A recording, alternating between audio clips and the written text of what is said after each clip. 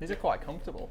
Yeah, look, I feel like I'm back at school. Yeah. Except you wouldn't normally be facing the other students. These are cool. But I've got my notes, so we're good. Bonjour, je m'appelle Trevor. Je suis Daniel. I've got nothing else. Nor do I. Enchanté. Did you? That's the best word. Did you My go favourite straight word. to the swear words like you did as a kid? That's what we did as kids, really, Yeah, didn't we? I know the main ones. They sound good as well. Swearing in French sounds elegant. We won't put them on tape. Now, last year you said to me, I want a car that's capable of taking me to the fight. Mm-hmm. And then you said performance will dictate my preference, because we're talking about what you were going to do. Yeah. 2 wins, Yeah. and then you switched teams. Yeah. But the 4 retirements were probably bigger deal. Mm-hmm. Yeah. Yeah.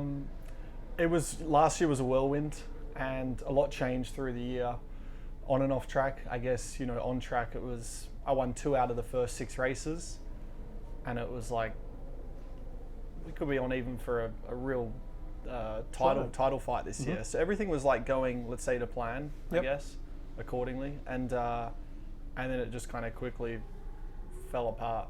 And it wasn't like, I wouldn't say fell apart. It didn't fall apart, but just struggled to. I mean, I didn't get another podium all year, and that was like crazy, and penalties and problems and this and that, and I was just like, it just felt like a real uphill battle. Yeah.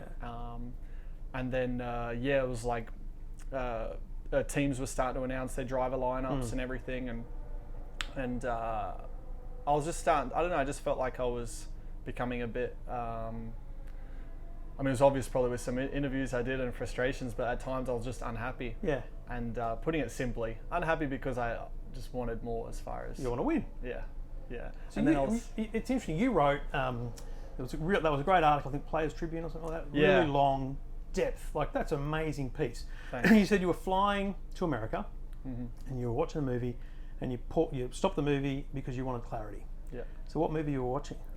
It's a good question. I'd be lying if I could tell you what movie I was watching. See, it's the missing link in that whole puzzle. I got to think of The Notebook. So you got the clarity. You got the clarity. Got me. At 40,000 feet. It's a pretty interesting place because you are completely isolated. You're right. There's no Wi-Fi. Yeah, it's actually. I now look forward to long haul flights. Yeah. For that reason, it's actually a chance to call it 10 hours to switch off and to be alone. Yeah. And it's not often these days where you can actually have that. Yeah. And so that gave me that last bit of, I guess, clarity I needed. Yeah. And I went back and forth all year, from the start of the year. I mean, the first Red Bull contract got put in front of me in winter testing, or it was at least spoke about in winter testing. So that was like, it was really all up until the summer, July, August, that I was kind of going through my head scenarios and what I wanted. And it was that, I guess that was that final little moment. Who'd you call when you got off the plane first? Well, it was, before I called anyone, I wanted to make sure, I was like, no, I had enough time over the flight to figure it out. So, Dad was the first person, and because he would never make a decision for me. He's like, my parents are just there to support and be good parents. Amazing. But for sure, like, I could kind of sense in them as well that they felt I needed a change, and they could see I was starting to let it beat me up a bit at times. Yeah. And so when I told Dad, I was like, I'm gonna move. I'm gonna go to Renault, and he was. I felt he had a bit of a sigh of relief, and it was like, I really think you need this, and I think it's a good thing. Yeah, you got. Yeah. So there's reports. So that was first person. I was hoping that was what you'd say, because you strike me as a family guy. So I thought it was either my mum or dad. Yeah, and then it's like, if Dad is like, no, like, you're crazy, you go on another flight. I don't know. I'd probably I'll just go somewhere else. And be like, all right, maybe I need to think. But no, I guess it's that little bit of reassurance. So there's reports going around that in that Netflix documentary that's coming out, that Christian, because it's obviously like a behind the scenes, fly on the wall thing, that Christian says at some point during it that you left because you're running from a fight with Max. What do you say to that? All right, so firstly, and I'm sure he's probably not the only one to have that opinion, so I can see how people might want to think that or say that. And look, everyone's has an opinion, and that hasn't been pulled out of nowhere. So like, what it is. Yep. I obviously say no, not true. I love a good fight, and it was more about, put it this way, it's about me than Max, and it was about me. A lot of reasons, but one which I've stated a few times, and I think some people will understand it, but I was at Red Bull for 5 years. I was at Red Bull. Sure. They'd won 4 world titles, Yep. and I joined straight after that. So in 5 years, looking, from that first year, I'm like, okay, in 5 years, yeah, I'm going to win a world title. Like it's going to happen. It didn't. We never really got close. Yep. And I'm not saying I'm not bitter about it. It's what happened, and that was the they did the best fact, they the could. reality. Yeah. Yeah. And then it was now, okay, we're going to try and rebuild a new chapter with Honda, and I saw there was more risks for me staying and that project failing again, so to speak. I mean, their expectation is to win. That's it. Same level of risk as there is you coming here. Yeah. And I was just like, the ability for me to become more frustrated in this environment I just saw it as too high, and I just don't want to be that kind of unhappy, bitter person that's just like always, what could have been, or if only I joined Red Bull in 2013, that sort of thing. So I was like, I need to move on. So it wasn't about Max. I understand how some people might think that, but I'll just say they're wrong. But needless to say, it'll be pretty good to beat him on track at some point this year, right? Yeah.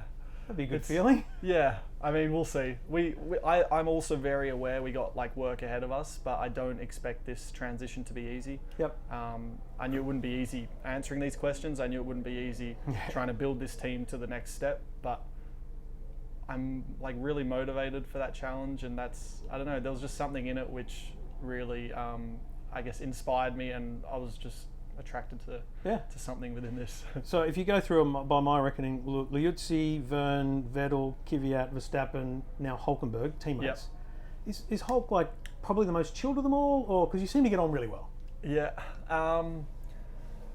I guess he's pretty chilled. Like, I actually haven't worked that much with him at the moment, but initial impressions, I would say he's chilled, and that's for a few reasons. The main one's probably that it's not his first rodeo. He's been doing this longer than I have. Yeah. He's been around the block, so he's kind of like, he knows how it works. Yeah. And it's like, he's got his way of doing things, and that's how it's going to be, and that way is just, like, I'll get on with the job. Is the team completely fresh to you, or did anyone come across? Like, are you literally learning everyone? Or is there anyone familiar? Yes. Yeah, I'm learning everyone. So the chief engineer, Kyron, he used to be at Red Bull, so my very first test at Red Bull, he was my engineer, because that was Mark Webber's engineer at the time, so I took like his crew for that test, and so he engineered me my first proper F1 test. So he oversees the whole engineering department now, so I don't work one-on-one with him, but he's I can definitely I've worked with him before, so he's the main guy I could relate to from that. Otherwise, everyone else is pretty much new. There's a couple F3 mechanics that I used to be on my team at Carlin. Yeah. So there's got to be a lot of pressure in Melbourne now, because again, 2 years ago I asked you Melbourne or Monaco. You said Melbourne. Yeah. You've already ticked off the Monaco box. Yeah. But it's obvious. Is it obvious to say that we're not talking about winning in Melbourne? We're talking about getting solid results throughout the year, starting in Melbourne. Yeah. Yeah, absolutely, and that's hard to say as a racer, and as a racer that 100% still believes is capable of winning. So is it annoying that I say that? Like, would you prefer I said, can you win in Melbourne? No, because then that's just a bit probably naive or uneducated, to put it That's why I didn't say it. Yeah, no. So that's like, so you're very, you know what's up, and that's it. And I see this as, yes, I want to, like I said, like, I want to win yesterday. So to know that I'm not even going to win tomorrow, so to speak, is not easy. But I definitely feel it was the best place that I had looking for my future, if that makes sense. And I believe we will win. Last year's car wasn't unlikely going to be in Melbourne. Yeah. It's not going to be that soon. Because the gap to the top three is big, and you can build a new car in 3-4 months and do good work, but that's now that next step. China proves that a good car can become a winning car just through other instant strategy. Yep. So anything's possible. 100%. I'm not saying it's impossible, but like for like, we're not going to have the speed in the next 3 weeks. It's going to be a process. hopefully doesn't take years, but it's going to take a few months for sure. Do you ditch the West Coast Eagles and go to Richmond now because of the colours? So it's funny, I was completely oblivious to that, and then someone brought up the other day, like, oh, so how's it feel being in Richmond colours? I was like, I didn't even think of that. So no, it's all because funnily enough, West Coast colours are very similar to Red Bull in a sense. There's a bit of like for like there. Yeah. But this is right. I'm not going to change my footy team. Come on. Oh, yeah, you're going to walk around like this in Melbourne. That's right. So there's a bit of blue there. That's right. My concern about the colours, as a fan, what do you think the Melbourne Australian Grand Prix organisers should do for fans? Should they put a charity bin at the gate for all of the Red Bull gear? Yeah. You know, there's a lot of people who've got the gear and they shouldn't be walking around it anymore, surely. Yeah, all the gear and no idea. Absolutely. You're still nice to them. You're still giving autographs to people wearing last year's shirts. Of course. I think a charity bin at the gate. Put it this way. If I see any Red Bull shirts in Melbourne, I'll assume that they're my shirt from last year, and that's cool. So any Red Bull shirt I see, I'll think it's mine. The fans need to hear you say, if you see Red Bull shirts in Melbourne, we assume you're supporting Max. Nah, it's all right. Support who you want. So. But yeah, if you are going to get rid of them, don't burn them. Like, it's not like that. We've all thought about it, but no, that's crazy. Good Samaritans, and then get yourself some black and yellow. In that Players Tribune article, you also talked a great story about, the early days, karting, going through some tough times, getting a coach, and the story about him forcing you out on the track and saying you have to go and wish your opponent luck. Yeah. So in Melbourne, who do you make a beeline for with that mentality? I think I just stand at the front of the grid, and each car I walk past, hopefully it's not too many, but each car I walk past, who's in front of me, I just step on their front wing. Okay. I don't think there's a written rule there. Like, well, we could probably test that. Well, I don't know. It's a good question. Max is the answer. Yeah. Just to mess with his head, right? Yeah. So rule changes 29. We'll see where I qualify, then you'll make your decision. Yeah. So every year there's rule changes for whatever reason, but this year the idea is to make the racing closer, the wings, all that kind of stuff. Yeah. It's only testing. It's not like you're doing wheel-to-wheel stuff here, but is there any sense yet that you think that will happen? Closer racing? I got to follow a car last week. I think we're on different fuel loads. I was coming up quite a bit quicker, so for that I could stay closer, and I was like, the effect seems a bit less, but I don't know. It wasn't like for like, so to speak, so I'd like to think there's going to be a small difference. It's not going to be a night and day difference. Right. Because the idea is that because the wings are more simplified, you can get closer and it doesn't completely ruin your whole aero package. Yeah. Right. So I think, forgive me if I'm going to speak completely out of here and just sound like an idiot, but the wake that comes off the front wings, I think it then disturbs the car behind. It's all messed up air, and so I believe, I don't even know what I'm saying. I'm going to dig a hole for myself. But it should become more simple that the air is less disturbed, so the car that follows has less of a negative impact. Something like that. Sounds good anyway. Have you thought about Believe it. What would you do if to F1 rules? They've got to change again in a couple of years. They're pretty much defined. But what do you think are the couple of things that need to change potentially, either to make it better for fans or for drivers, or both? I think that's a big one. So I don't know how. Again, maybe this front wing is the solution. If it's a more exaggerated version of that, down the line. But yeah, that's the main thing is, we can be quicker than the car in front and we'll catch them, but then it's like, as soon as you get quite close, you lose that speed advantage you had, and then you get stuck in their dirty air, as we call it. Then your tyres overheat. So there's a few things. I think the tyres could be better in those conditions. So I don't know if that's through thermal. We've talked about it a bit, but again, that's for the tyre guys to figure out. But so there's probably something with the way the tyres respond. But also, so following a car is a big one. DRS has been good for F1. I think that definitely has allowed you to, if not overtake, get closer. Send it, exactly. I think the cars look awesome now, that they're like wide and big. The downside is the tracks haven't got wider or bigger. Right. So it does mean there's less room on the track to overtake. And I know it's not much, but makes a difference. It is making a bit of a difference. So we're not going to set lofty goals for Melbourne. What is your goal for 2019? Like, if you're going to tick a box at the end of the year, Yeah. what makes you go, that worked, that was good? Decision. I think definitely I don't have a position in my head, Yep. you know, and the fact is until I'm first, I'm probably never going to be satisfied. So I haven't like set a position. I want to make inroads on those top three, those Yep. big three teams. So whether that means we've caught them by half a second or whether I don't even expect to get into that top three this year. I'd love to, but I know, as I said, that gap is quite big now. So if we just make inroads, I'll be satisfied. And I want to feel like I've had a positive influence on this team. Yep. That I'd be very happy with that. Because that leads But on into 2020. Yeah, exactly. And I want them to feel like, I obviously want to feel like it was the right decision for me, but I want them to feel like their, let's say, investment in me, into the team, Yeah. has been worthwhile, and he's really had a positive influence, and he's driven the team, you know, to that next level. I get to review cars. It's fun to go from car to car to car. What's the difference? I know it's obviously months of difference between them, but when you sit down in a Renault F1 car for the first time, Yeah. is it just the steering wheel that's different because it's so complicated, or when you get out and you're in does it feel different to drive? What's the difference between one F1 car and another? So it's probably more the comfort and controls that feels more different than the actual handling and yeah. characteristics. Because like comparing it to the Red Bull, what the car is doing, like you always want more grip. Like there's no car that's perfect, and you always want a bit more grip at the rear. That's kind of just how it works. So Yep. I feel like I'm asking for the same things. Okay, maybe the Red Bull I can just come off the brakes a bit earlier and carry a bit more speed, whatever. But it's not handling completely different. But it's more my seating position, the steering wheel, Yeah. just even, I don't know, like it's mainly the switches, but maybe the steering wheel is a little bit higher or a little bit lower, and that feels more weird or Right. different than the way the car is actually Yeah. balanced on the track. And you can't really test you that get- in the sim either. Not really, but Yeah. you get used to it.